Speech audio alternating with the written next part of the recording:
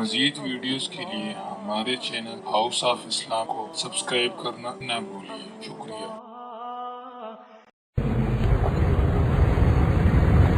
ونعوذ بالله من شرور أنفسنا ومن سيئات أعمالنا من يهده الله فلا مضل له ومن يضلله فلا هادي له وأشهد أن لا إله إلا الله وحده لا شريك له وأشهد أن سيدنا وسندنا ونبينا ومولانا محمدا عبده ورسوله صلى الله تعالى عليه وعلى آله وأصحابه وبارك وسلم تسليما كثيرا أما بعد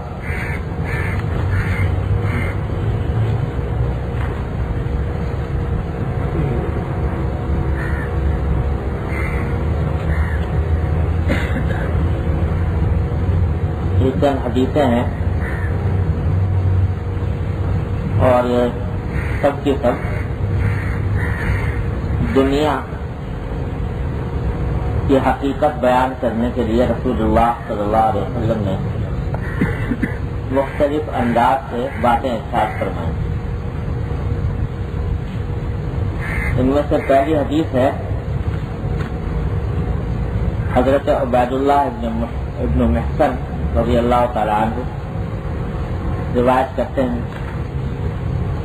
کہ رسول اللہ صلی اللہ علیہ وسلم نے ارشاد فرمایا کہ من اصبح آمنا فی بدنہ آمنا فی سربہ معافا فی بدنہ عندہ قوت یومہ فکأنما حیزت لہ الدنیا بحذافیرہا۔ معنی اس کے یہ ہے کہ حضرت صلی اللہ علیہ وسلم نے ارشاد فرمایا کہ جس شخص کی صبح اس حالت میں ہو کہ وہ اپنے گھر میں سر چھپانے کی جگہ میں یعنی گھر میں بے خوف ہو، یعنی اسے کوئی خطرہ نہ ہو کسی دشمن کا، کسی ظالم کے ظلم کا، گھر سے نکال دیے جانے کا یا اور کوئی خطرہ نہ ہو، بے خوف طریقے پر اپنے گھر میں صبح کی اس نے، اور معافن کی بدنی، اور اپنے بدن میں اس کو کوئی تکلیف نہ ہو، صحت کی حالت میں ہو، عافیت کی حالت میں ہو، کوئی تکلیف نہ ہو، کوئی بیماری نہ ہو، عندہ قوت یوم، اور ایک دن کے کھانے کا انتظام موجود ہو، ایک دن کے کھانے کا انتظام موجود ہو۔ یہ تین باتیں جس کو حاصل ہوں، گھر میں بے خوف ہو،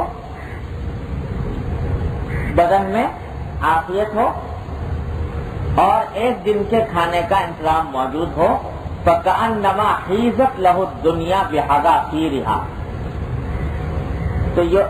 تو گویا اس شخص کے لیے دنیا پوری کی پوری اس کو جمع کر کے دے دی گئی۔ یعنی جب یہ تین باتیں حاصل ہو جائیں تو دنیا کی جتنی ضرورت ہے وہ اس کی پوری ہو گئی۔ اس کو اللہ تبارک و تعالیٰ کا شکر ادا کرنا چاہیے کہ اس کو عافیت ملی، دنیا جتنی ضرورت کے مطابق ہے وہ مل گئی، اور اس کو ناشکری میں مبتلا نہ ہونا چاہیے۔ تو اس حدیث میں دو باتوں کی تلقین فرمائی گئی ہے جو ہم سب کے لیے بڑا عظیم سبق ہے۔ ایک بات تو یہ کہ انسان کو شکر کی عادت ڈالنی چاہیے، ناشکری سے بچنا چاہیے۔ یہ جو صبح شام ہم لوگ ناشکری میں مبتلا رہتے ہیں کہ انواع و اقسام کی نعمتیں اللہ تبارک و تعالی نے دے رکھی ہیں، اس کی نعمتوں کی بارش برس رہی ہے، ذرا سی کوئی طبیعت کے خلاف بات ہو گئی تو ایک دم سے ناشکری کرنے لگے کہ گویا ساری نعمتیں تو ایک رکھی رہ گئی اور ایک ذرا سی تکلیف، ذرا سی پریشانی اس کو لے کر بیٹھ گئے اور اس کی وجہ سے ناشکری کرنے لگے۔ تو یہ جو ہے یہ بڑی خطرناک بات ہے۔ حضور اکرم صلی اللہ علیہ وسلم فرماتے ہیں کہ 3 باتیں جب میسر آ گئی تو سمجھو دنیا پوری مل گئی، اس سے زیادہ اگر نہیں ملی تو اس پر شکوہ کرنے کا کوئی موقع نہیں، اس پر ناشکری کرنے کا کوئی موقع نہیں۔ یہ جو جملہ کبھی کبھی اکثر لوگوں کی زبان پر آتا ہے، پوچھو بھائی کیا حال ہے، کیسے مزاج ہے، تو کہتے ہیں بھائی گزر رہی ہے، ٹائم پاس ہو رہا ہے۔ یہ جملہ زبان پر اکثر لوگوں سے آ جاتا ہے۔ اللہ بچائے، یہ بڑی ناشکری کا کلمہ ہے کہ گزر رہی ہے۔ کیا مانا کہ حقیقت میں کوئی نعمت تو میسر ہے نہیں اور تکلیفوں کا عالم ہے، لیکن میرا یہ حوصلہ ہے کہ میں اس کو گزار رہا ہوں، میرا حوصلہ ہے کہ میں اس زندگی کو اس حالت میں بھی گزار رہا ہوں اور وقت پاس کر رہا ہوں۔ اللہ بچائے، یہ بڑا ناشکری کا کلمہ ہے۔ ارے بھائی جب کوئی پوچھ رہا ہے کہ کیسے مزاج ہے، کیا حال ہے، تو جو نعمتیں میسر ہیں اللہ تبارک و تعالیٰ کی طرف سے اس کا دھیان کرو اور اس کا دھیان کر کے پہلے اس کا شکر ادا کرو۔ اللہم لک الحمد و لک الشکر، الحمدللہ، اللہ تبارک و تعالیٰ کا شکر ہے کہ الحمدللہ اس نے بڑی نعمتیں عطا فرمائی۔ اگر کوئی تھوڑی بہت تکلیف ہے، وہ تکلیف پہ کہہ دو اپنے مالک سے کہ اللہ نعمتیں تو آپ کی بے شمار ہیں اور یہ تکلیف بھی حقیقت میں نعمت ہی کا ایک عنوان ہے، لیکن میں کمزور ہوں، اس کا تحمل نہیں کر سکتا، اے اللہ اپنے رحمت سے یہ تکلیف بھی دور فرما دے۔ یہ کہو، نہ یہ کہ یہ کلمہ ناشکری کا زبان پر آئے کہ میں گزار رہا ہوں زندگی، وہ بڑی مشکل سے گزار رہا ہوں۔ یہ ساری مصیبت کیوں آتی ہے؟ وجہ اس کی یہ ہے کہ ذہن میں پہلے اپنے ایک بہت بڑا منصوبہ بنا لیا کہ دنیا میں یہ کچھ حاصل کرنا ہے، ایک اتنا شاندار بنگلہ ہونا چاہیے، یہ کار ہونی چاہیے، اتنے نوکر ہونے چاہیے، اتنی اولاد ہونی چاہیے، اتنا روپیہ بینک بیلنس ہونا چاہیے، ایسی تجارت ہونی چاہیے۔ یہ پہلے منصوبہ اپنا دماغ میں بنا لیا۔ اب اگر اس میں کہیں کوئی اوچھ رہ گئی، یعنی کوئی کمی رہ گئی، تو بس ناشکری ہے کہ بھائی گزر رہی ہے، گزار رہے ہیں زندگی، ناشکری کلمہ۔ حضور اکرم صلی اللہ علیہ وسلم نے اس حدیث مبارک میں اصل میں توجہ اس بات کی طرف دلائی کہ یہ بڑے بڑے منصوبے جو تم نے بنا رکھے ہیں ذہن میں کہ دنیا، اس وقت دنیا کا تمہیں راحت کہلائے گی جب تمہارے وہ منصوبے پورے ہوں گے، تو یہ بات سب سے بڑی غلطی ہے۔ 3 باتیں اگر تمہیں حاصل ہیں کہ گھر میں اطمینان سے ہو، جسم میں عافیت ہے، کوئی بیماری نہیں ہے، اور ایک دن کے کھانے کا انتظام موجود ہے اپنا اور اپنے بیوی بچوں کا، تو فَوَنَّمَا حِیزَتْ لَهُ الدُّنْیَا بِحَذَافِیرِهَا، ساری دنیا تمہیں مل گئی۔ تو اب اگر کوئی آدمی اپنے ذہن میں یہ بات رکھے گا کہ یہ ہے دنیا جو مجھے ملنی ہے، تو اب اگر اس سے زیادہ ملے گی تو شکر کرے گا کہ بھئی میں مستحق تو کم کا تھا، اللہ تعالیٰ نے اپنے رحمت سے زیادہ دے دیا اگر زیادہ مل گیا، اور اگر اس سے زیادہ نہ ملا تو کم از کم ناشکری نہیں کرے گا، کہے گا کہ بھئی دنیا تھی ہی اتنی، ملنی اتنی چاہیے تھی۔ تو حضور اکرم صلی اللہ علیہ وسلم، یہ سب سے بڑی جو غلطی ہے جو ہم لوگ کرتے ہیں، جس میں مبتلا ہوتے ہیں کہ پہلے منصوبے خود بنائیں اس میں کہیں کمی کوتاہی رہ گئی تو ناشکری کرنی شروع کر دی، اس کا ازالہ فرما دیا تو فکأنما حیزت لہ الدنیا بحذافیرہا۔ تو ایک تو یہ بات اس حدیث میں ہمیں سبق دیا گیا ہے شکر کا۔ اب دیکھو اس میں ہر آدمی چونکے گا اس بات پر کہ صرف ایک دن کے کھانے کا ذکر ہے کہ ایک دن کے کھانا اگر موجود ہے تو سمجھو ساری دنیا مل گئی۔ ارے بھائی اگلے دن کیا ہوگا؟ اگلے دن اور اس کے بعد تو اشارہ اس بات کی طرف فرما دیا کہ بھائی اگلے دن کا کیا پتہ آئے گا بھی کہ نہیں آئے گا، اور جس مالک نے آج عطا فرمایا ہے تو وہ کل بھی دے گا، جس نے آج عطا فرمایا وہ کل بھی دے گا۔ ارے وہ ان اللہ هو الرزاق ذو القوة المتین وما من دابۃ فی الارض الا علی اللہ رزقها، زمین پر چلنے والا جو کوئی جاندار ہے اللہ نے اس کا رزق اپنے ذمہ لے رکھا ہے۔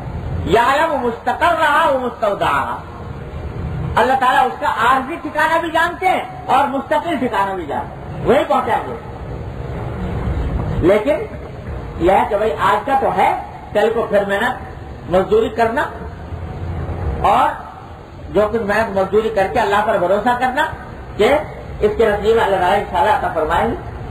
تو اس واسطے اس کے بارے میں اگر بالفرض کل کا پورا اطمینان موجود نہیں، پورا سامان موجود نہیں، تب بھی اللہ پر بھروسہ کر کے یہ چیز جو حاصل ہے اس پر پہلے شکر ادا کر لو۔ جب اس پر شکر ادا کرو گے تو اللہ تبارک و تعالیٰ نے وعدہ فرمایا کہ لئن شکرتم لأزیدنکم، شکر کرو گے تو ہمیں تمہیں اور دوں گا، اور بھی ملے گا انشاءاللہ۔ اس کو بھروسہ کرو۔ ایک سبق تو یہ ہے، اور دوسرا سبق جو یعنی پہلا سبق تو یہ ہوگا کہ شکر ادا کرو، جو کچھ ملا ہوا ہے اس کو دیکھو، جو نہیں ملا اس کی شکوے شکایت میں پڑنے کے بجائے، اس کی ناشکری کرنے کے بجائے جو پہلے ملا ہوا ہے اس کا شکر ادا کر لو تو اللہ تعالیٰ پھر اور بھی دے دیں گے۔ یہ سبق تو پہلا۔ اور دوسرا سبق جو اسی کا تتمہ ہے وہ یہ کہ قناعت، دنیا میں عافیت اور اطمینان کا راستہ قناعت کے سوا کچھ اور نہیں۔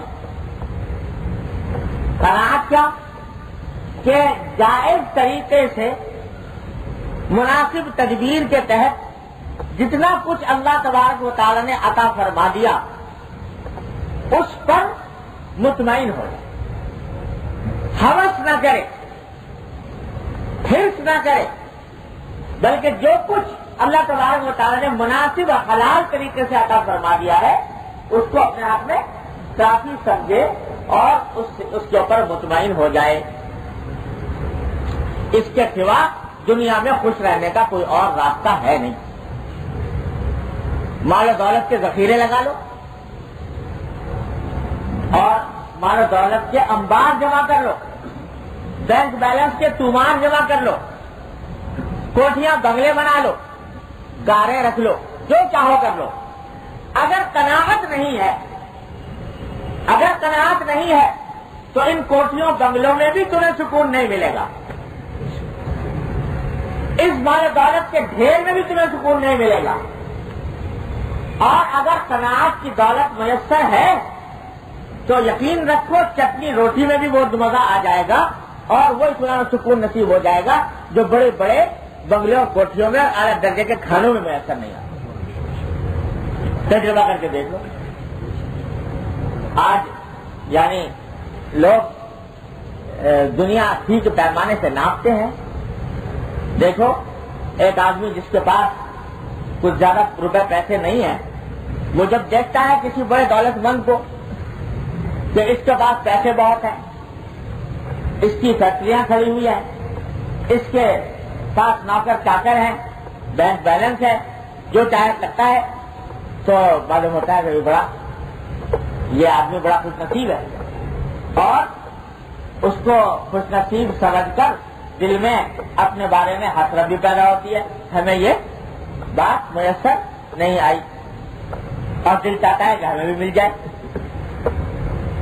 لیکن تمہیں کیا پتا کہ اس مال و دولت کے پیچھے، ان کوٹھی بنگلے کے پیچھے اس کو سکون میسر ہے کہ نہیں. یقین رکھو کہ نہ جانے کتنے واقعات خود میرے علم، چونکہ لوگ آ کر اپنے اپنے اندر کے حال مجھے بتاتے ہیں، تو میں بعض اوقات حیران ہوتا ہوں کہ ایک عام آدمی اس شخص کو دیکھے گا اور اس کے ظاہری حالات کو دیکھے گا تو یہ سمجھے گا کہ دنیا کی عظیم ترین دولت اس کو ملی ہوئی ہے اور کاش میں بھی اس جیسا بن جاؤں. لیکن اس کو کیا پتا اس کی اندرونی زندگی میں کیا عذاب کھڑا ہوا ہے اور کس مصیبت میں یہ مبتلا ہے. مجھ سے رو رو کر بڑے بڑے دولت مند امیر لوگوں نے یہ کہا کہ کاش ہمیں یہ روپیہ نہ ملا ہوتا، کاش ہمیں دولت میسر نہ آئی ہوتی تو ہمیں زیادہ امن و سکون اور زیادہ آفت میسر ہوتی. حضرت حکیم المطمئن خان کی طرف اللہ نے اپنے مواعظ میں ایک قصہ لکھا ہے کہ ایک شخص جو ہے وہ ایک بزرگ کے پاس گئے اور جا کر کہا کہ مجھے آپ میرے لیے یہ دعا کر دیجئے کہ میں دنیا کا سب سے زیادہ کیا کہنا چاہیے ایسا انسان بن جاؤں کہ جس کو ساری دولتیں میسر ہیں، خوشیاں میسر ہیں اور تکلیف کوئی نہیں. ایسا مجھے دل چاہتا ہے بننے کا. تو ایسی دعا کر دیجیے. ایسا آدمی انہوں نے کہا بھائی یہ دنیا ہے، اس دنیا کے اندر کوئی بھی آدمی ایسا نہیں ہے کہ جس کو کوئی نہ کوئی تکلیف، کوئی نہ کوئی غم کا کانٹا اس کے نہ لگا ہو. اللہ میاں نے یہ دنیا ایسی بنائی ہے کہ اس میں خوشیاں بھی ہیں، غم بھی ہیں، راحت بھی ہے، تکلیف بھی ہے، سبھی کچھ ملا جلا چلتا ہے. تو کوئی آدمی یہ چاہے کہ بس میں خوشی خوشی ہو، غم کبھی نہ ہو، آرام ہی آرام ہو، تکلیف کبھی نہ ہو، یہ کبھی دنیا میں کسی کو میسر آیا نہیں. نہ کسی پیغمبر کو، نہ نبی کو، نہ ولی کو، نہ کسی بڑے بڑے دولت مند کو، نہ کسی حاکم کو، نہ کسی بادشاہ کو یہ بات کسی کو میسر آئی. باقی اگر تمہارا دل چاہتا ہو تو ایسا میں کہہ سکتا ہوں کہ تم ذرا اپنے ماحول میں تلاش کرو. تمہیں کوئی آدمی اگر ایسا ملے جس کے بارے میں تم سمجھو کہ بھائی یہ ہے بس سب ٹھیک، اس سے زیادہ مزے میں کوئی اور نہیں ہے، تو اس کا نام مجھے آ کے بتا دینا. میں دعا کر دوں گا کہ اللہ میں تمہیں ویسا ہی بنا دوں جیسا یہ ہے جس کو تم کہہ رہے ہو کہ بھائی یہ سب زیادہ مزے میں. تو پہلے ذرا ڈھونڈ کے آؤ کوئی آدمی کوئی ایسا ملے جس تم سمجھو سب زیادہ مزے میں. وہ گیا شہر میں، تلاش کیا، دیکھا تو ایک سونے کا تاجر تھا، سونے اور جواہرات کا تاجر تھا. بڑی شاندار دکان تھی، عالی شان، سارے شہر میں لوگ دیکھنے آتے تھے اس کی دکان عالی شان، اس میں سامان عالی شان، سونے جواہر کے ڈھیر لگے ہوئے اور بڑے شاندار نوکر اس یہاں کام کر رہے، اعلیٰ درجے کی سواریاں اس کے بعد موجود، بہت شاندار محل اس کے رہنے کا. اس طرح بھائی یہ ہے آدمی صحیح. یہ معلوم ہوتا ہے کہ سارے شہر میں اس سے زیادہ مزے میں کچھ ہے نہیں. تو وہ گیا بزرگ کے پاس، جا کر کہا کہ حضرت ایک آدمی میں نے مل گیا اور وہ فلاں جوہری ہے جو یہ سونے وغیرہ کی تجارت کرتا ہے، اس کے حالات دنیا سب سے اچھے ہیں، وہ بہت مزے میں. بس ایسا دعا کر دیجیے کہ وہ ویسا ہو جائے. انہیں کہا اچھا بھائی دعا تو کر دوں لیکن ذرا ایک کام کرو کہ ذرا معلوم تو کر لو اس کا حال. ظاہر میں تو تم نے دیکھ لیا، اس کی دکان بھی دیکھ لی، اس کا سونا چاندی بھی دیکھ لیا، جواہرات بھی دیکھ لیے، سبھی کچھ دیکھ لیا، لیکن اندر زندگی میں تو دیکھو اس کو آرام میسر ہے کہ نہیں. تو ذرا ایسا نہ ہو کہ میں تمہاری دعا کر دوں ایسے تم ہو گئے اور بعد میں کہو کہ تو اور مجھے بتا دو. تو اس بات سے ذرا معلومات کرنے اس جوہری کو بلایا، اس سے پوچھا خلوت میں تنہائی میں کہ بھائی تم ماشاءاللہ بڑے لمبے، تمہیں سب کچھ دیا ہے تو یہ بتاؤ کہ آرام میں ہو، عیش میں ہو، کوئی تکلیف تو نہیں. اس نے کہا جی مجھ سے زیادہ تکلیف عذاب میں تو اس روئے زمین پہ کوئی اور ہے ہی نہیں. یہ سب کچھ جو آپ کو نظر آ رہا ہے یہ مال دولت، یہ دکان، یہ کوٹھیاں اور یہ سونا چاندی، یہ تو سب شراب ہے، فریب۔ میری اندر کی زندگی میں دیکھو، میرے دل میں جھانک کے دیکھو تو مجھ سے زیادہ غم زدہ اور مصیبت زدہ کوئی اور نہیں۔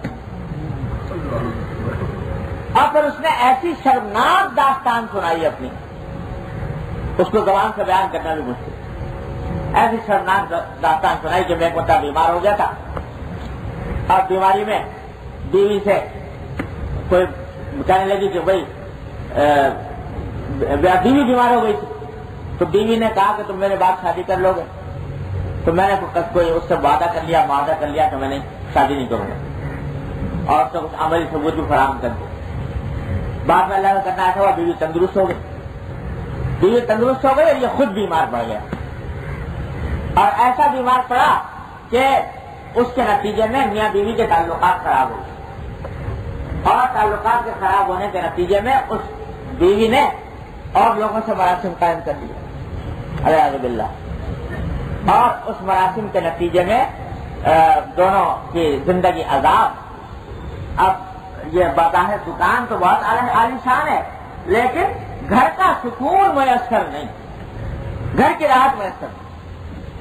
تو اس نے کہا کہ مجھ سے زیادہ، یعنی وہ اس نے ایسی شرمناک بات بیان کی کہ میں یہاں آپ کے سامنے وجہ میں بیان بھی نہیں کرتا۔ تو اس نے یہ کہا کہ اس روئے زمین پر مجھ سے زیادہ عذاب میں مصیبت میں کوئی اور نہیں۔ تو دیکھو بھائی لوگ، تم کہہ رہے تھے مجھے ایسا بنا دو، تو یہ حال ہے۔ اب یہ واقعہ جو حضرت نے مواعظ میں لکھا ہے، یہ تو ایک واقعہ ہے۔ میں آپ سے سچ کہتا ہوں کہ خود میرے پاس جو لوگ آتے ہیں اور جو اپنی داستانیں بیان کرتے ہیں، وہ بڑے بڑے مال و دولت والے، جن کو دیکھ کر لوگ رشک کرتے ہیں، لیکن بعض اوقات ایسی باتیں بیان کرتے ہیں کہ اللہ بچائے ہر انسان کو، ہر مسلمان کو اللہ سے محفوظ رکھے۔ تو بھائی، یہ راحت اور سکون یہ پیسے سے نہیں خریدا جاتا، یہ مال و دولت سے حاصل نہیں ہوتا، یہ تو کسی دینے والے کی عطا ہے۔ وہ اگر دے تو چٹنی روٹی میں دے دے، اور اگر نہ دے تو کوٹھی اور بنگلے میں بھی نہ دے۔ لہذا کہاں تک دوڑو گے اس کے پیچھے، کہاں تک اس کے پیچھے دوڑ لگاؤ گے، کہاں تک منصوبے بناؤ گے؟ اس کو رسول اللہ صلی اللہ علیہ وسلم فرماتے ہیں کہ ارے دنیا کی اتنی حقیقت سمجھ لو کہ دنیا جو ہے یہ کوئی ہمیشہ رہنے کی جگہ ہی نہیں، لہذا اس میں تو اتنا اگر مل جائے تو بڑی غنیمت بات ہے، اس پر قناعت کر لو جو اللہ تعالیٰ نے عطا فرما دیا، اور اس قناعت کے ذریعے تمہیں سکون مل جائے گا۔ اور اگر قناعت نہ ملی تو بڑھتے چلے جاؤ، بڑھتے چلے جاؤ۔ کیا عجیب جملہ ارشاد فرمایا نبی کریم صلی اللہ علیہ وسلم نے کہ یہ ابن آدم کی خاصیت یہ ہے، آدم کے بیٹے کی، یعنی انسان آدم کے بیٹے کو اگر ایک پوری وادی سونے سے بھری ہوئی مل جائے، دو پہاڑوں کے درمیان جو وادی ہوتی ہے پوری سونے سے بھری مل گئی، لبتغى ان يكون له واد آخر، کہ اگر پوری سونے سے بھری ہوئی ایک وادی مل گئی تب بھی وہ چاہے گا کہ مجھے ایک اور مل جائے، وہاں پر بس نہیں کرے گا، اور دو مل جائیں تو چاہے گا کہ مجھے تیسری اور مل جائے، کسی حالت پر بس نہیں کرتا بلکہ اور کی تلاش میں رہتا ہے۔ اور کیا خوبصورت جملہ ارشاد فرمایا سرکار دو عالم صلی اللہ علیہ وسلم کے بعد کہ وَلَا يَمْلَأُ جَوْفَ ابْنِ آدَمَ إِلَّا التُّرَابُ، کہ آدم کے بیٹے کا پیٹ سوائے مٹی کے کوئی اور چیز نہیں بھر سکتی، اس کا پیٹ نہیں بھرتا کبھی، اگر بھرے گا تو مٹی سے بھرے گا، جب قبر میں جائے گا اور قبر سے کہ مٹی جو ہے اس کے پیٹ کو بھرے گی تو بھرے گا، اس سے پہلے اس کا پیٹ نہیں بھرتا۔ یہ دیکھ لو، تجربہ کر کے دیکھ لو، اربوں کے مالک ہیں، اربوں کے مالک ہیں، اتنی دولت کہ ساری زندگی کھاتے رہے تو بھی ختم نہ ہو، پھر بھی لگے ہوئے ہیں کہ اور مل جائے، اور اس کے لیے حلال حرام جائز ناجائز ہر طریقہ ایک کیا ہوا ہے۔ یہاں سے بٹور لے، وہاں سے بٹور لے، یہاں سے کھا لے، وہاں سے لوٹ لے، یہ سب سلسلہ چل رہا ہے باوجود کہ اربوں کے مالک۔ ارے بھائی پہلے جتنا ہے اس کو دیکھ کرو کہ وہ کہاں استعمال کرو گے۔ ابھی میں استعمال کس طرح کریں گے؟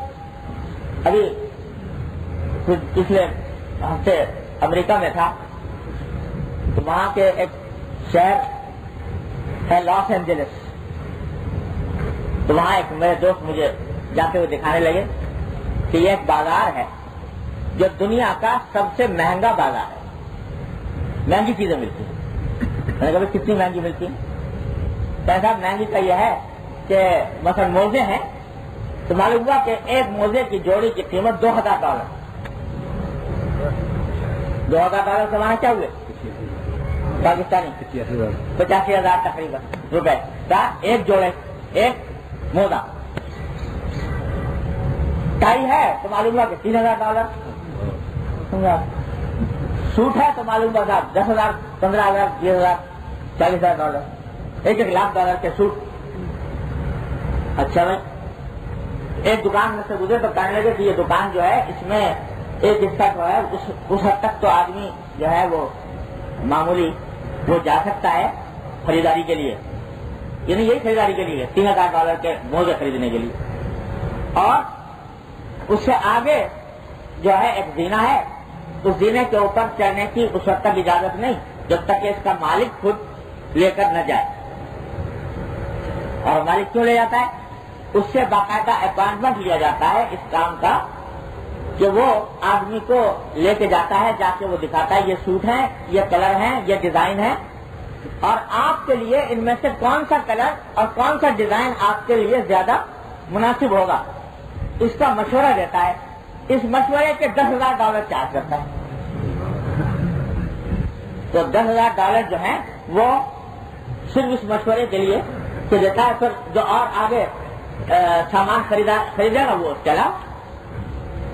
اور کہتے ہیں کہ شہزادہ چارلس نے اس سے اپائنٹمنٹ مانگا تھا تو 6 مہینے کے بعد کا اپائنٹمنٹ ملا، کہ 6 مہینے کے بعد اس نے وقت دیا کہ آپ تشریف لائیں تو میں آپ کو یہ کلر بتاؤں کہ کون سا کلر آپ پہنے اور کون سا ڈیزائن پہنے، سمجھا؟ تو یہ پورا بازار اس نوعیت کا سارا۔ تو دولت جب آ گئی خرچ کہاں کریں؟ دولت کی حوث تو ختم ہے نہیں، اب جتنی ہے اس کو کہاں خرچ کریں؟ تو خرچ کرنے کے یہ راستے ہیں، اس میں خرچ ہو رہی ہے۔ اور اسی سڑک پر کہ 1 میل دور گاڑی روکی تو ہر سگنل کے اوپر آ کر بھکاری بھیک مانگ رہا ہے۔ میرے ساتھ جو آدمی بیٹھا ہوا تھا اس نے ان سے کہا، اس بھکاری سے کہا کہ بھائی میں اس وقت میرے پاس پیسے نہیں ہیں، جاؤ۔ تو اس نے کہا کہ میرے سامنے اس نے میں زبان سے سنا کہ یہ آپ روپے کی بات نہیں کرتا، ڈالر کی، مجھے پینیاں بھی دے دیجیے، پینی ہو تو دے دیجیے کیونکہ کھانے کو ترس رہا۔ تو ایک یہ حالت ہے، اور وہاں $2000 کے موزے بک رہے ہیں دنیا۔ تو یہ دولت کی آخر کوئی حد، کوئی انتہا، جتنی ہے پہلے اس کو خرچ تو کر لو، اس کو ڈھنگ سے دے جائے کہ آگے کی فکر لگی ہوئی ہے کہ اس سے زیادہ دوسری لابی مل جائے سونے کی، چاندی کی۔ تو یہ حوث ایک ایسی لامتناہی حوث ہے، لامتناہی حوث ہے کہ جس کی کوئی حد نہیں، کوئی انتہا نہیں۔ اس کو کہتے ہیں جوع البقر، کہ ایسی بھوک جو کبھی مٹتی نہیں، ایسی پیاس جو کبھی مٹتی نہیں، کتنا کھا لے کتنا پی لے یہ پیاس نہیں ہوتی۔ میں آپ سے کیا کروں،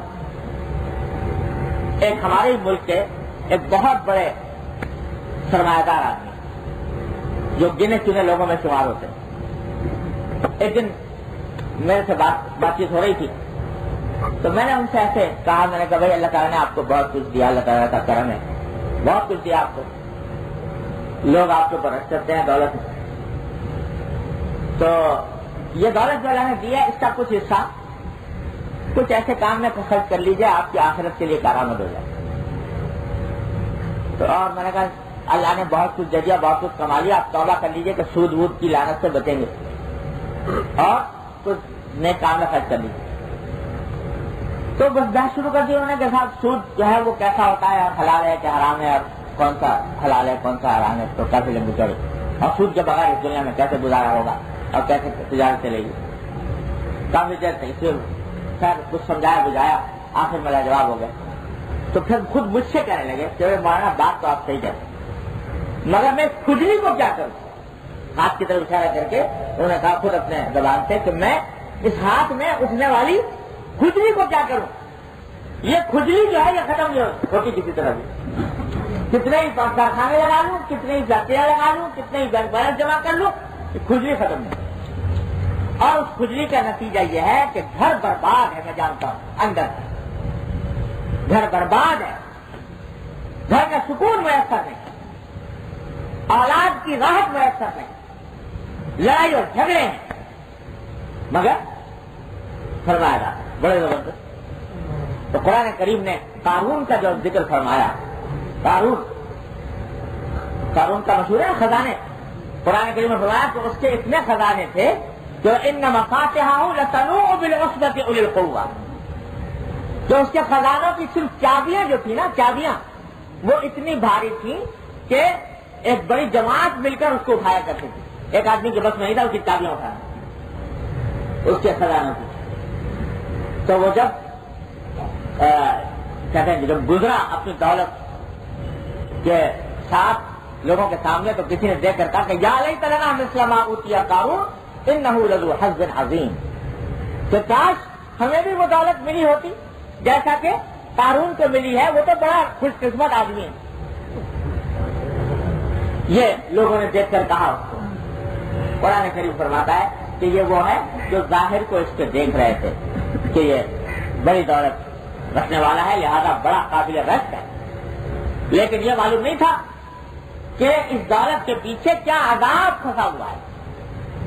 تو اس واسطے بات نے فرمایا کہ بعد میں یہاں حالت یہ ہوئی کہ جن لوگوں نے اس کا انجام دیکھا تو انہوں نے کہا کہ کاش اللہ تعالیٰ کا کتنا کرم ہے کہ ہمیں جیسا نہیں بنایا قارون جیسا نہیں بنایا. تو بھائی یہ دولت کی کوئی انتہا نہیں, دنیا کی اسباب اور مال و اسباب کی کوئی حد نہیں. کہاں تک دوڑو گے, کہاں تک حسرتیں کرو گے, اور کسی بھی حد پر جا کر قرار نہیں آئے گا. یاد رکھو کسی بھی حد پر جا کر قرار نہیں آئے گا. اگر قرار آئے گا تو صرف اور صرف محمد رسول اللہ صلی اللہ علیہ وسلم کی ہدایت میں آئے گا کہ قناعت اختیار کر لو, قناعت اختیار کر لو. کیا قناعت کی کیا معنی؟ کہ مناسب اور جائز تدبیر کے تحت حلال طریقے سے جو کچھ مل رہا ہے اس کو اپنے لیے کافی سمجھو اور اس پر مطمئن ہو جاؤ.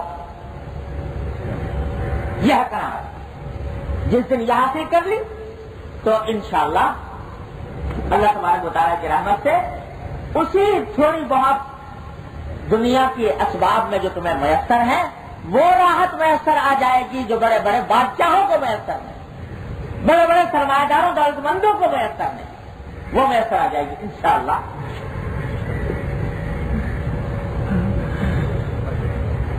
میرے والد ماجد رسول اللہ تعالیٰ صلی اللہ تعالیٰ کے درجات بلند فرمائیں. جب پاکستان آئے تو یہاں دستور ساز اسمبلی کے ساتھ ایک بورڈ بنایا گیا تھا, تعلیمات اسلامی بورڈ. اس میں والد صاحب ممبر تھے. تو اس میں کسی وقت وہ چونکہ حکومت کا ایک حصہ تھا تو اس نے کوئی کام, حکومت نے کوئی کام گڑبڑ کیا, والد صاحب نے بیان دے دیا اخبار میں یہ حکومت نے یہ کام غلط کیا. تو وہ کوئی جو حکمران تھے وہ کسی وقت ملاقات ہوئی تو انہوں نے ان سے کہا, والد صاحب سے کہا کہ حضرت آپ تو حکومت کا ایک حصہ ہیں, آپ نے یہ بیان دے دیا حکومت کے خلاف. تو اور حالانکہ آپ رکن ہیں بورڈ تعلیمات اسلامی کے جو دستور ساز اسمبلی کا حصہ ہے, حکومت کا ایک حصہ ہے, تو یہ تو مناسب بات نہیں.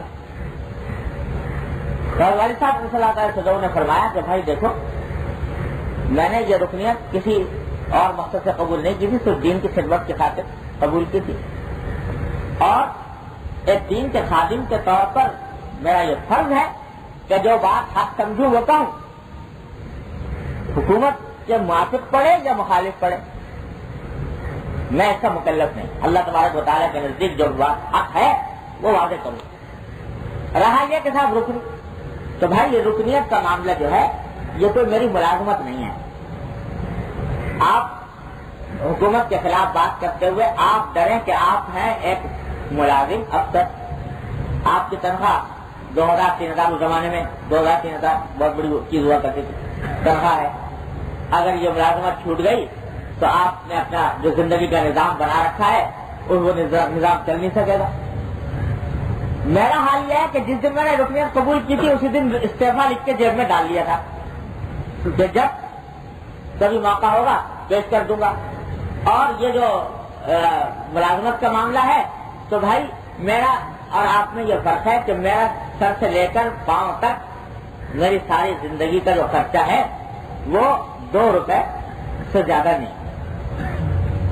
میں اپنی زندگی کو اس طرح بنایا ہے کہ اس میں 2 روپے سے زیادہ کا خرچہ نہیں ہوتا. تو میں اس تنخواہ کا اور اس الاؤنس کا محتاج اللہ تعالیٰ کے فضل و کرم سے نہیں ہوں. یہ 2 روپے یہاں سے نہیں ملیں گے، کہیں سے مزدوری کر کے کما لوں گا اور اپنا یہ 2 روپے کا خرچہ پورا کر دوں. باقی آپ نے اپنا مزاج زندگی ایسا بنایا کہ 200 کے سے کم میں آپ کو چھوٹ نہیں ہوتا، تو اس واسطے آپ ڈرتے رہے. لیکن مجھے الحمدللہ کوئی مسئلہ نہیں کہ اپنی زندگی کا نظام ہی ایسا بنا دیا ہے. والد صاحب فرمایا کرتے تھے کہ بھائی آمدنی بڑھانا انسان کے اختیار میں نہیں ہے، اختیار میں کہ آمدنی بڑھائے، انسان کے اختیار میں نہیں. ہاں انسان کے اختیار میں یہ ہے کہ خرچ گھٹائے، خرچ کو گھٹانا یہ اختیار میں ہے. لہذا خرچ کو گھٹا کر قناعت اختیار کر لو، انشاءاللہ کوئی پریشانی نہیں ہوگی. پریشانی اس سے ہوگی کہ تم نے اپنے ذہن میں بڑے پلان بنا لیے کہ اتنی آمدنی ہونی چاہیے، وہ ہو نہیں رہی تو پریشانی ہے. لیکن جب تم نے اپنے خرچ گھٹا کر اپنی زندگی کو سادہ بنا لیا اور سادہ بنا کر اپنے آپ کو اس کے مطابق ڈالی، جو کچھ مجھے ملا ہوا ہے اللہ تعالیٰ کی طرف سے اس کے مطابق میں نے اپنی زندگی ڈھالی اور اس پر مطمئن ہو گیا، بس اس کے بعد انشاءاللہ راحت ہے. کم ملا ہے تو کم میں گزارا کر لوں گا، اللہ نے زیادہ دیا ہے تو زیادہ کے مطابق اپنے کے مطابق گزارا کر لوں گا. وہ اللہ تعالیٰ چاہیں گے جب تک وہ باقی رہے گا اس کو استعمال کروں گا، جب اللہ تعالیٰ نہیں چاہیں گے تو کم عطا فرمائیں گے، کم میں گزارا کر لوں گا.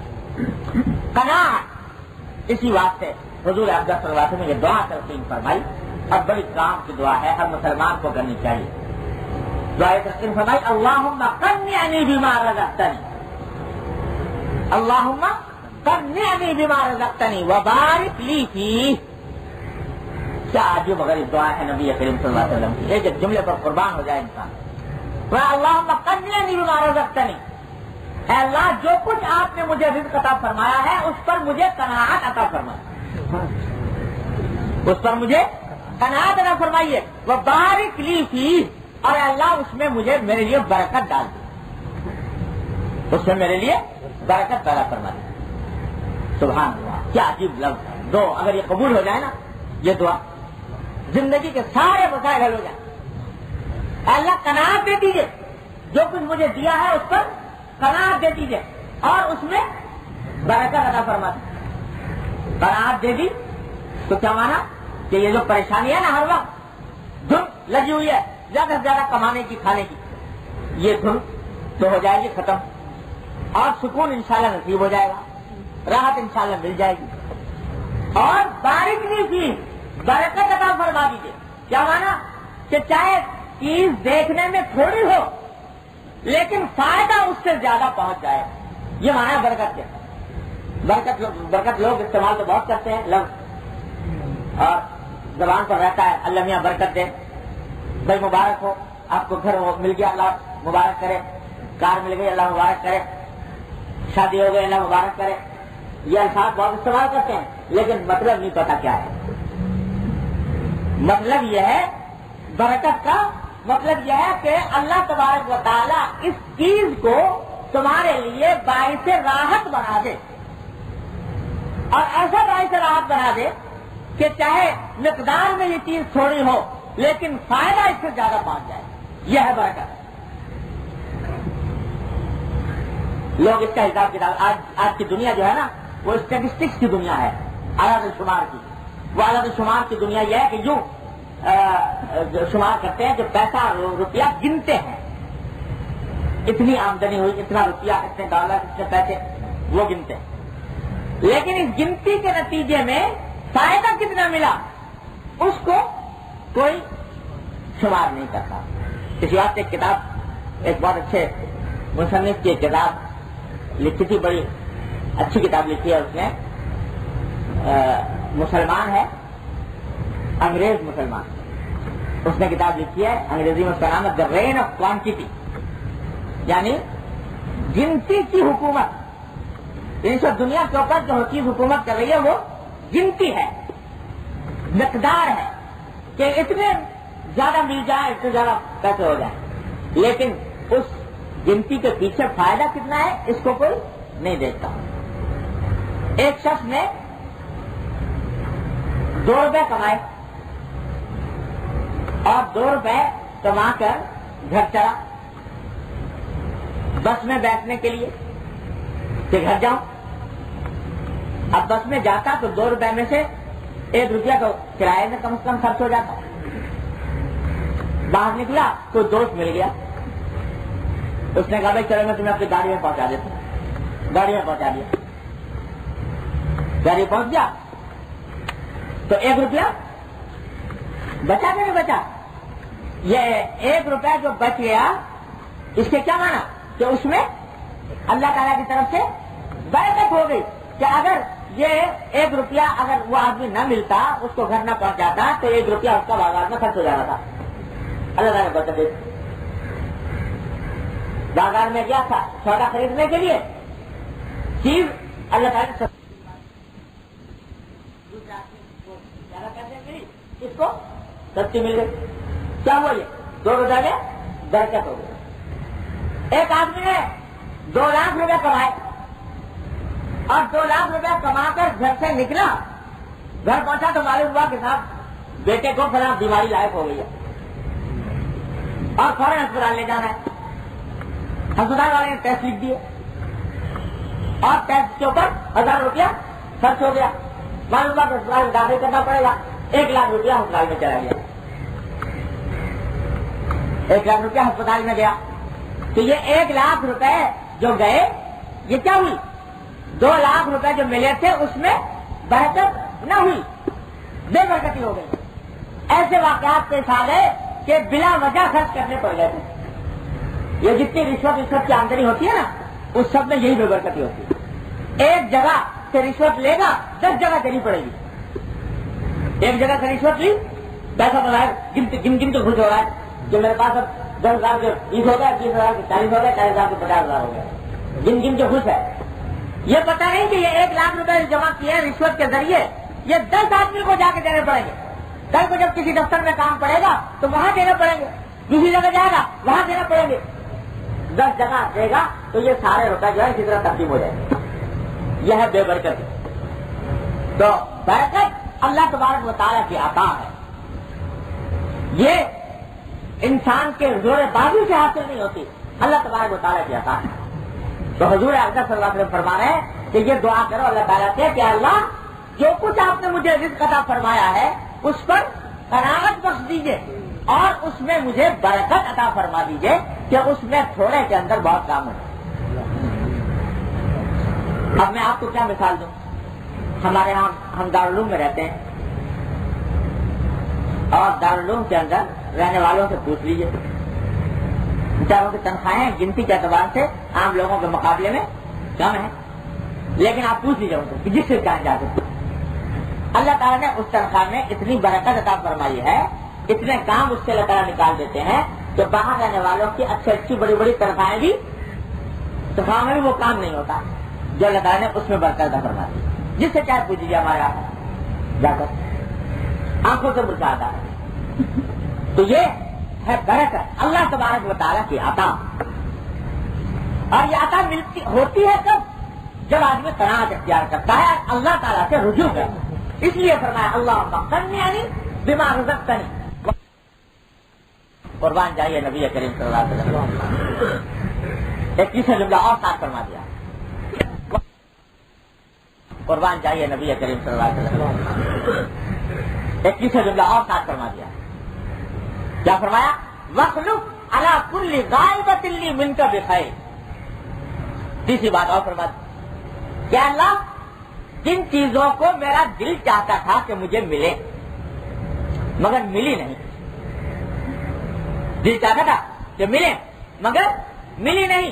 اے اللہ ان کے بدلے میں مجھے اور ان سے بہتر چیز جو آپ کے نزدیک بہتر ہو عطا فرما. قناعت دے دیجیے، جو ملا ہے اس میں برکت دے دیجیے. اور جن چیزوں کو میرا دل چاہتا تھا کہ مجھے ملتی مگر مجھے نہیں ملی، آپ نے اپنے تقدیر سے اپنے فیصلے سے مجھے عطا نہیں فرمائی، تو ظاہر ہے کہ اس میں کوئی عظیم حکمت ہوگی. اے اللہ ان کے بدلے میں وہ چیز دے دیجیے جو آپ کے نزدیک میرے حق میں بہتر ہو. دل چاہتا تھا کہ میری کار ہوتی مگر نہیں ملی، تو اے اللہ جب آپ نے مجھے کار نہیں دی باوجود میری خواہش کے، تو یقیناً کوئی نہ کوئی اس میں حکمت مصلحت ہوگی. تو اے اللہ اس کے بدلے میں وہ چیز دے دیجیے جو آپ کے نزدیک بہتر ہو. اب بتاؤ اگر یہ تین باتیں قبول ہو جائیں انسان کے لیے، قناعت مل جائے، جو کچھ ملا ہے اس میں برکت نصیب ہو جائے، اور جو نہیں ملا اس کا نعمت بدل مل جائے، تو آپ دنیا کے اندر اور کیا چاہیے بتاؤ؟ کوئی دنیا کی ساری ضرورت ایسی نہیں جو اس میں پوری نہ ہو. تو بھائی یہ مانگنا چاہیے اللہ تبارک و تعالیٰ. بڑی دولت ہے یہ قناعت، بڑی دولت ہے قناعت. اور اس سے بڑی دولت کوئی نہیں. لوگ دولت سمجھتے ہیں روپے پیسے کو، کوٹھی بنگلے کو، مال و اسباب کو. یہ کوئی چیز دولت نہیں، دولت ہے قناعت. حدیث میں فرمایا نبی کریم صلی اللہ علیہ وسلم کہ الغنا غنى النفس. غنا کے معنی کیا ہے؟ بے نیازی. غنا کے معنی لوگ سمجھتے ہیں مالداری، تو حضور صلی اللہ علیہ وسلم فرماتے ہیں مالداری کا نام غنا نہیں، غنا نام ہے نفس کے غنا کا، کہ انسان کا دل بے نیاز ہو، جو کچھ ملا ہوا ہے اس پر مطمئن، اور جو نہیں ملا اس کے اوپر اللہ تبارک و تعالیٰ کے رحمت سے یہ یقین کرنے والا کہ وہ میرے حق میں بہتر تھا ہی نہیں، اگر بہتر ہوتا تو ملتا، نہیں دیا تو اللہ تعالیٰ کے نزدیک اسی میں بہتری ہوگی. اب غنا نفس، کسی کے آگے ہاتھ میں ہاتھ نہ پھیلائے اور کسی کے سامنے اپنے حاجت ظاہر نہ کرے اور ناجائز طریقوں سے دولت اکٹھی کرنے کی فکر نہ کرے. یہ ہے غنا. الغنا غنا النفس. کیا ہے؟ تو حضور اقدس صلی اللہ علیہ وسلم کے سامنے فرشتہ آتا ہے، آ کر کہتا ہے کہ اگر آپ چاہیں تو یہ پہاڑ جو ہے احد کا، یہ سارا آپ کے لیے سونے کا بنا دیا جائے، سونا بنا دیا جائے، اور یہ سارا سونا آپ کی ملکیت ہو، اگر آپ چاہیں تو یہ کر لیں. تو کیا فرمایا سرکار دو عالم صلی اللہ علیہ وسلم نے کہ نہیں، میں تو اس طرح زندگی گزارنا چاہتا ہوں کہ کھانا مل جائے تو شکر کر کے کھا لوں، نہ ملے تو صبر کروں. تو شکر کی بھی نعمت حاصل ہو اور صبر کی بھی حاصل ہو. اور یہ غنا جو ہے یعنی نفس کا غنا ہو اور مال کی زیادتی، یہ براہ راست مجھے مطلوب نہیں. انکار فرما دیا سرکار دوارا منع فرما کہ نہیں، یہ نہیں چاہیے.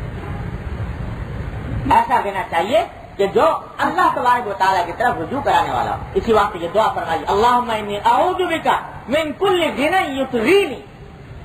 اللہ ایسی مالداری سے میں پناہ مانگتا ہوں جو مجھے سرکش کر دے، سرکش بنا اللہ بچائے. ایسی غنا سے میں پناہ مانگتا ہوں. تو بھائی خلاصہ عرض کرنے کا یہ ہے کہ حدیث جو ہے دو چیزوں کا سبق دے رہی ہے. ایک شکر، جو کچھ ملا ہوا ہے اس پر اللہ تبارک و تعالیٰ کا شکر کرنے کی عادت ڈالو. چھوٹی سے چھوٹی نعمت جو بظاہر دیکھنے میں چھوٹی معلوم ہو رہی ہے اس پر بھی اللہ تبارک و تعالیٰ کا شکر ادا کرو. حضور اقدس نبی کریم صلی اللہ علیہ وسلم ایک مرتبہ گھر سے نکلے اور بھوک تھی، گھر میں کچھ کھانے کے لیے اس وقت موجود نہیں تھا. باہر نکلے تو ایک انصاری صحابی رضی اللہ تعالیٰ عنہ، ان کا ایک باغ تھا کھجور کا، حضرت صلی اللہ علیہ وسلم کو دعوت دے کر اپنے باغ میں لے گئے. باغ میں لے جا کر سائے میں آپ کو بٹھا کر وہاں کچھ کھجوریں حضور افضل صلی اللہ علیہ وسلم کی خدمت میں تناول کرنے کے لیے پیش کی اور پانی پلایا. جب آپ نے وہ کھجوریں کھا لی اور پانی پی لیا تو اس کے بعد آپ نے فرمایا کہ دیکھو اللہ تعالیٰ کی کتنی نعمت ہے، یہ کھجور نعمت، یہ پانی نعمت، یہ درخت کا سایہ جس میں ہم بیٹھے ہیں وہ نعمت، اور یہ ساری نعمتیں ان نعمتوں میں داخل ہیں جن کے بارے میں قرآن کریم نے فرمایا وَلَا تُسْأَلُنَّ يَوْمَئِذٍ عَنِ النَّعِيمِ، کہ قیامت کے دن تم سے سوال ہوگا ان نعمتوں کا جو ہم نے تمہیں دنیا میں عطا فرمائی تھی، کہ وہ نعمتیں، ان نعمتوں کا کیا شکر ادا کیا اور کس کام میں اس کو صرف کیا. اب بظاہر آپ ذرا سوچیے، کھجوریں کچھ تھوڑی سی کھا لی، پانی پی لیا، سائے میں بیٹھ گئے. بظاہر دیکھنے میں کوئی ایسی غیر معمولی بات نہیں، لیکن اس کو بھی نعمت میں شمار کر کے اس کا ذکر فرما رہے ہیں، اس پر اللہ تعالیٰ کا شکر ادا فرما رہے ہیں اور یہ فرما رہے ہیں کہ ان نعمتوں کا آخرت میں سوال ہوگا، ان نعمتوں کس کام میں خرچ کیا. تو بھائی کوئی جتنی چھوٹی سے چھوٹی بھی نعمت ملی ہو، بظاہر دیکھنے میں چھوٹی لگتی ہو، کوئی نعمت اللہ کی چھوٹی نہیں، اس کو اللہ تبارک و تعالیٰ کا اس پر شکر ادا کرو اور ناشکری سے بچو. اللہ بچائے ناشکری سے، اللہ تعالیٰ سے حفاظت فرمائے. جو آدمی جو بندہ ڈھونڈا کرو، سوچا کرو کیا کیا نعمتیں میرے اوپر اللہ تعالیٰ کی اس وقت برس رہی ہیں. میرا وجود، میری زندگی، میرے سانسوں کی آمد و شد، میری آنکھیں، میرے کان، میرے دانت، میرا منہ، میرے ہاتھ، میرے پاؤں، یہ سب نعمتیں ہیں کہ نہیں؟ اللہ تبارک و تعالیٰ نے عطا فرمائی ہے. ایک ایک نعمت ایسی ہے کہ اگر چھن جائے لاکھوں کروڑوں روپیہ خرچ کر کے بھی حاصل نہ ہو، ایسی نعمت. صحت، عافیت، گھر والے، گھر، راحت، سکون، ان کو تصور کر کر کے ان کے اوپر اللہ کا شکر ادا کرو. یہ سبق یہ دے رہے. اور دوسرا یہ کہ جو کچھ ملا ہوا ہے جائز تدبیر سے ہم منع نہیں کرتے. یاد رکھو حضور اکرم صلی اللہ علیہ وسلم کا ایک ارشاد کا مطلب نہیں ہے کہ کسب معاش کے لیے جائز تدبیر نہ کی جائے. جائز تدبیر سے کوئی منع نہیں کرتا. تجارت کر رہا ہے تجارت کرے، ملازمت کر رہا ہے ملازمت کرے، زراعت کر رہا ہے زراعت کرے، لیکن اس جائز تدبیر کے نتیجے میں حلال طریقے سے جو کچھ مل رہا ہے اس پر مطمئن ہو جائے، اس پر قناعت اختیار کرے. یہ نہ سوچے کہ میں پہلے سے اتنے پلان بناؤں اور اس جائز طریقے سے تو کم مل رہا ہے، ناجائز طریقے سے زیادہ حاصل کر لوں. تو قناعت کے بغیر گزارا نہیں. اب دعا مانگا یہ کہ اللہ مجھے قناعت عطا فرما، قناعت عطا فرما اور اس میں برکت نہ فرمائی. یہ دعا جو نبی کریم صلی اللہ علیہ وسلم نے فرمائی. اس کے سوا کوئی گزارا نہیں. یہ قناعت وہ صفت ہے کہ جو اخلاق باطنہ سے تعلق رکھتی ہے. انسان کے باطن کے اندر یہ صفت پیدا ہوتی ہے اور یہ کوئی انہونی چیز نہیں، کسبی ہے، اختیاری ہے.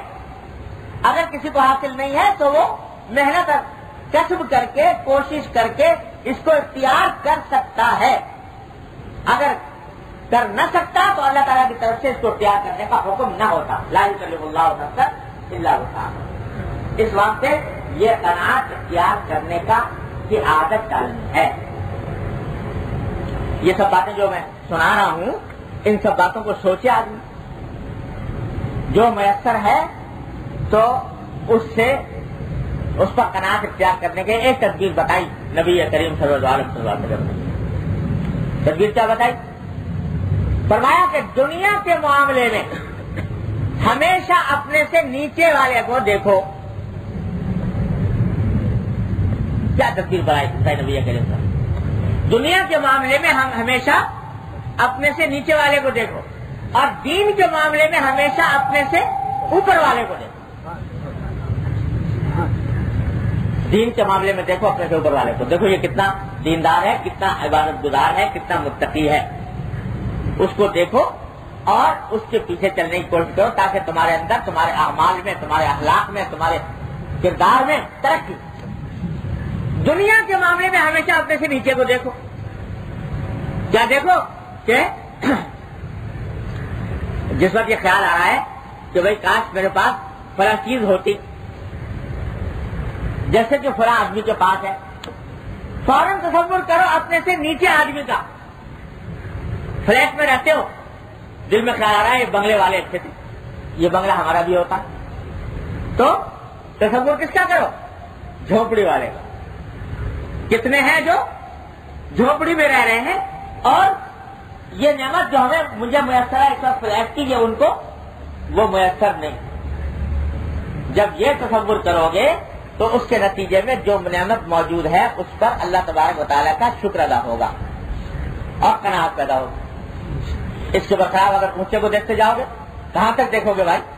وہی اس دکاندار کے پاس پہنچ جاؤ جس کا بھی میں نے ذکر کیا, اس کو دیکھتے جاؤ کہ بھائی $2000 میں موزے خریدتا, تو اس کو دیکھو گے تو کہاں تک دوڑو گے؟ اس واسطے نیچے والے کو دیکھو تو انشاءاللہ اس سے نعمت حاصل ہوگی. ایک بزرگ ہے, وہ فرماتے ہیں کہ میں اپنی زندگی میری ابتدائی ایسی گزری کہ جو زیادہ مالدار لوگ تھے ان کے ساتھ صبح شام اٹھنا بیٹھنا تھا. بہت صبح شام جانا آنا, اٹھنا بیٹھنا, دوستی, کھانا پینا. کہتے فلک ارا اکثر ہم منی, اس زمانے میں مجھ سے زیادہ پریشانی میں کوئی اور نہیں تھا. کیوں؟ اس واسطے کہ جہاں جاتا ہوں ارا دابتن خیرم من دابتی و ثوبن خیرم من ثوبی. جہاں جاتا ہوں تو میرے سواری سے بہتر سواری نظر آتی ہے, میرے کپڑے سے بہتر کپڑا نظر آتا ہے, میرے کھانے سے بہتر کھانا نظر آتا ہے. تو ہمیشہ دل میں رہتا ہے کہ بھائی یہ بڑے, ان کو بہت کچھ میسر ہے, ہمیں کچھ بھی نہیں, بہت پریشانی. بعد میں کسی نے کہا کس چکر میں پڑے, ذرا ان لوگوں کے ساتھ اٹھو بیٹھو جن کے پاس زیادہ مال دولت نہیں. تو کہتے ہیں جالست الفقراء, اس کے بعد میں نے کم آمدنی والے لوگوں کے ساتھ اٹھنا بیٹھنا شروع کیا. کہتے ہیں فرسٹ طرح الحمدللہ آرام آ گیا. اس واسطے کہ ہر چیز کے اندر نظر آتا ہے کہ الحمدللہ مجھے زیادہ ملا ہوا ہے اور اس بیچارے کو اتنا بھی میسر. اس کی وجہ سے دل میں آرام آ گیا, سکون آ گیا, قناعت حاصل ہو گئی. تو یہ حضور اکرم صلی اللہ علیہ وسلم کے بیان کردہ تدبیر ہے کہ بھائی دنیا کے معاملے میں اپنے سے نیچے والے آدمی کو دیکھتے جاؤ, اس کو دیکھ دیکھ کے اللہ تعالیٰ کا شکر بھی نکلے گا اور انشاءاللہ قناعت بھی پیدا ہوگی. تو یہ تدبیر ہے رسول اللہ صلی اللہ علیہ وسلم کے بیان کی. لیکن یہ جتنے اخلاق باطنہ ہے نا, یہ صرف ایک دن میں حاصل نہیں ہو جاتا. اس کے لیے کچھ محنت کرنی پڑتی, مشق کرنی پڑتی. یہ سب باتیں آدمی کثرت سے سوچا کرے, اور جتنا سوچے گا اور ان باتوں کا استعمال کرے گا انشاءاللہ وہ پیدا ہوگی. اور پھر دیکھنا کہ انشاءاللہ کتنی بڑی راحت اور نعمت سے نوازے جاؤ. اللہ شیخ سعدی رحمۃ اللہ علیہ فرماتے ہیں, شیخ سعدی شیخ گلستان والے فرماتے ہیں کہ شعر میں کہا ہے کہ ایک آدمی ایک مرتبہ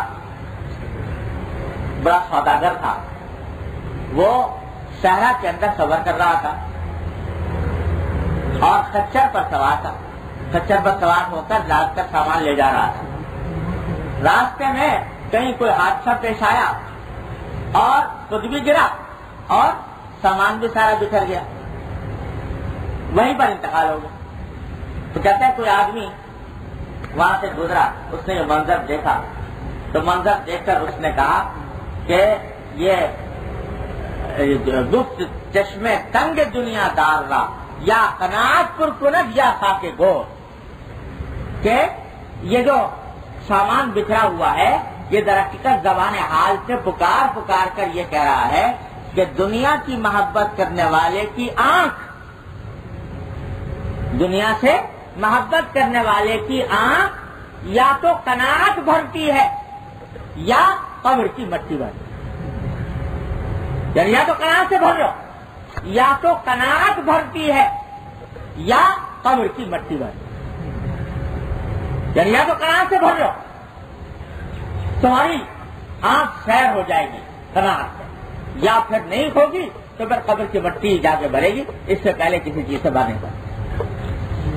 اللہ اکبر۔ تو بھائی قناعت کا معنی یہ نہیں ہے کہ ضرور آدمی فقر و فاقے میں زندگی گزارے، نہیں، جیسا میں نے عرض کیا کہ تدبیر جائز، حلال تدبیر سے جو کچھ بھی مل رہا ہے اللہ تعالیٰ زیادہ دے دے، اس کا کرم ہے، نعمت ہے، زیادہ دے دے وہ بھی اللہ کی نعمت ہے، جو بھی مل رہا ہے تدبیر حلال سے کم یا زیادہ اس پر اللہ کا شکر ادا کر کے اس پر مطمئن ہو جائے، یہ ہے قناعت۔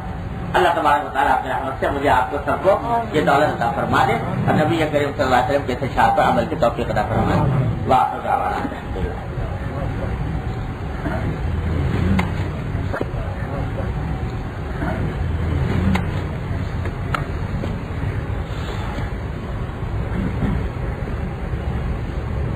اللهم صل على سيدنا مولانا كما صليت على